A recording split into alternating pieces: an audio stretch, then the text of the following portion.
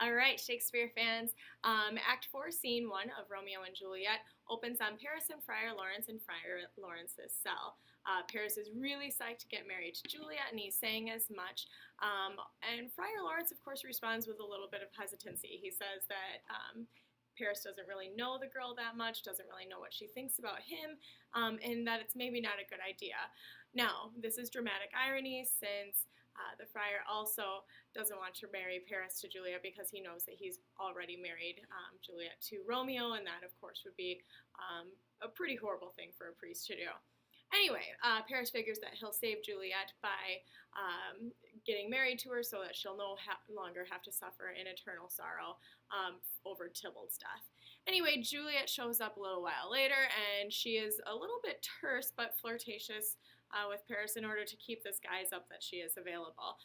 Paris leaves so that Juliet can make confession to Friar Lawrence, and as soon as he's gone, Juliet acts a little bit like Romeo in that she threatens to kill herself unless Friar Lawrence can work out how to fix all of her problems. Being the kind man he is, Friar Lawrence does indeed come up with a plan to fix everything.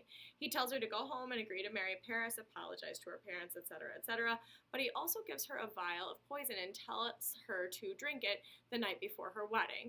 The potion will make her appear dead. Her body will be cold, her breathing and her heartbeat will slow to the point that they are basically indetectable, and the color will drain from her skin. Meanwhile, Friar Lawrence will send a message to Romeo telling him of the plan and to meet him at the Capulet death vault, so they will be there when she wakes up from her death-like sleep. Then Romeo and Juliet can head off to Mantua and live happily ever after. Great plan. What could go wrong? Well, Act 4, Scene 2, pretty brief scene. Juliet goes home. She apologizes to her parents, and she agrees to marry Paris.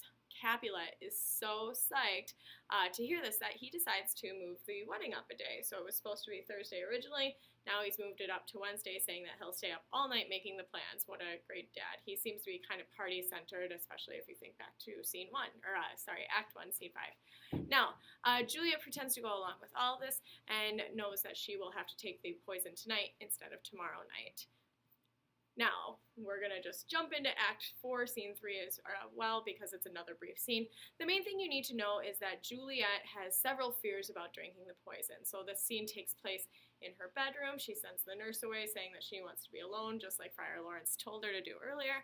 And then she has this great soliloquy in which she examines her fears.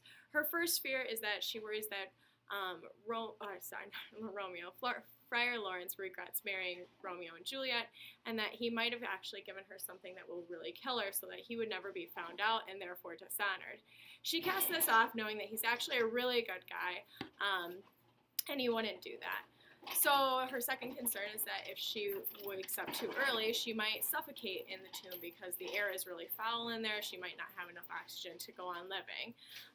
Third, final worry is that she'll wake up too early, Romeo won't be there, and that she'll go crazy from all the ghostly, grisly things around her. Remember, this is a death vault, so all of her past family members who have passed away are all in there in various stages of decay.